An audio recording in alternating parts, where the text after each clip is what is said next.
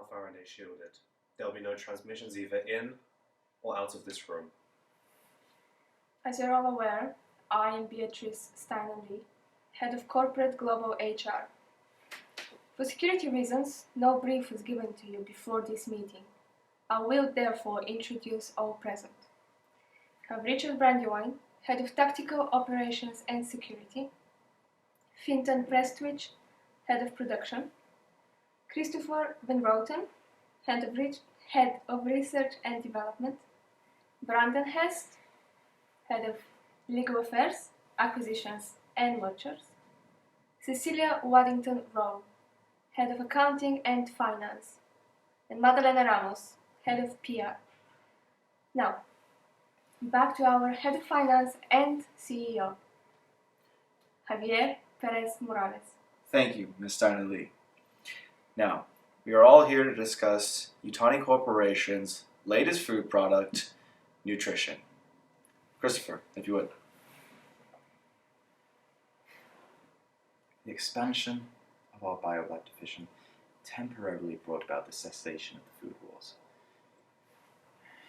Now, once more, mass starvation in the secondary zones is increasing alarmingly.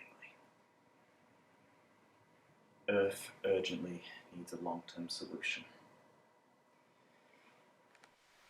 Which I can today proudly announce Newtrition. Our new biosynthesized food provides all the nutrients a human requires to survive. It will be available in a convenient drink in a wide variety of flavors. Excuse me, but would you mind explaining exactly where you managed to find such a huge new supply of organic matter for the biolab division?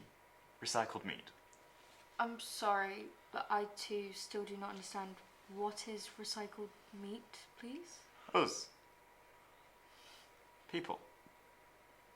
Since cremation was made illegal decades ago to limit unnecessary carbon emissions, we expanded our international burial landfill size exponentially to accommodate the subsequent increase in demand.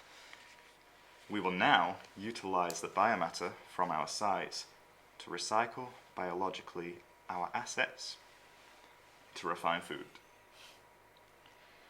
You're talking about eating people, cannibalizing the dead to feed to people a tasty food shake, correct? Really? Look, as soon as animals were off the menu, all the world's top restaurants started using human organs of live cut flesh. The street markets also quickly followed.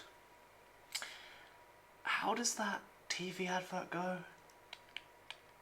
Oh, remember?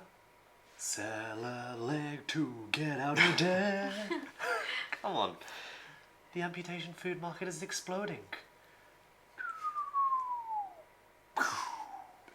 On my travels, I have been offered roasted human fetus and meat surgically laser carved from paid donors right at my table. Breast is delicious. I hear the roast testicle is to die for. One could say that a coq au vin is back on the menu, and the younger, the more tender. Well, let's not use such emotive and inflammatory language. It's all about the optics. Basically, we've acquired huge assets which, until now, were not utilised to their fullest potential.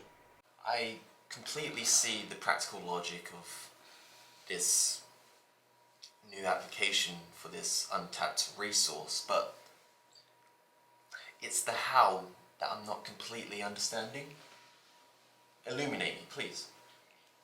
I suppose once someone's dead, technically they're nothing more than decaying meat.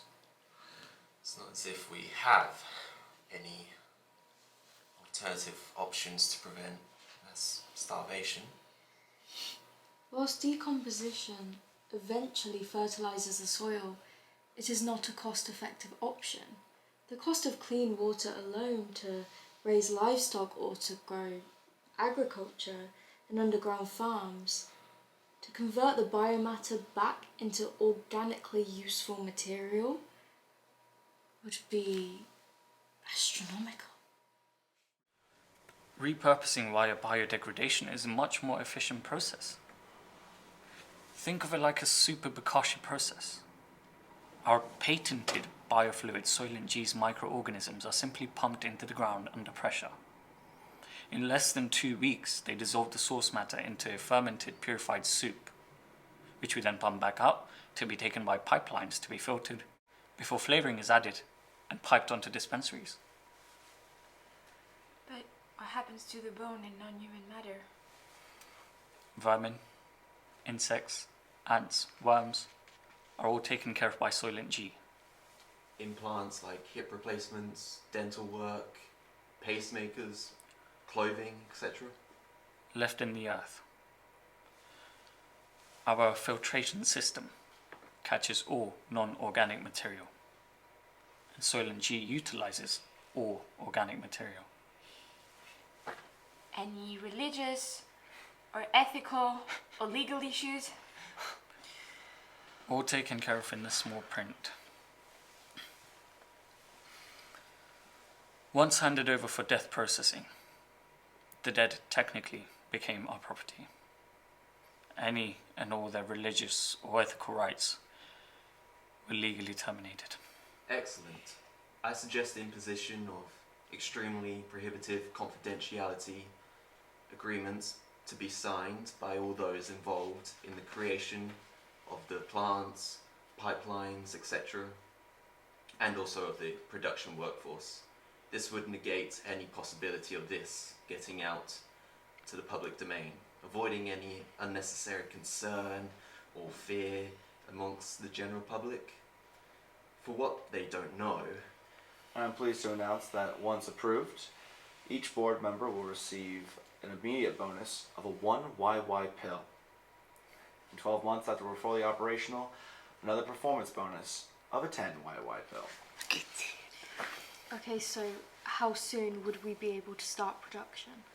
Well, after the board approval, I calculate production to product delivery taking 6 months. Excellent. Now, before we all vote, I would like to tell you a story. My great-grandfather once had an issue with the council on the Hawaiian island of Kauai. They refused planning permissions to expand his chain of hotels with golf courses, on the grounds that too many had already been built on the island for protective environmental grounds. The council consisted of trusted elders that were not open to bribes and totally incorruptible. So instead, a legal appeal was made, and on the day of the court hearing, no one from the council showed up to contest the appeal. So, the planning rights were approved. How were the elders persuaded? They weren't. The council was gone. Their bags were not packed. Their passports and valuables were left untouched. But how were the incorruptible corrupted? Well, my guess is there was somewhere between Hawaii and Japan. All wearing concrete boots at the bottom of the Pacific Ocean. And as an added bonus, no one was brave enough to step up to replace these missing council members. There was no more planning permission issues. Okay, time to vote. All those in favor of immediate production of Soilent G, please raise your hand.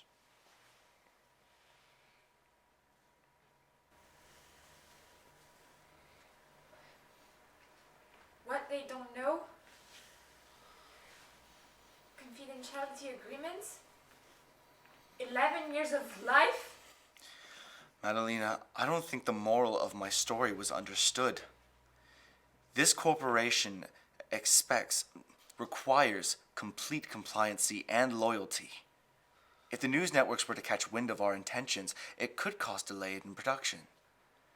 But let me be perfectly clear when I say that everyone is replaceable. No amount of public outcry or dissent will prevent the eventual rollout. People are starving, and with nothing to eat, they will eventually come around. Or they will starve. Even you. I'd rather starve.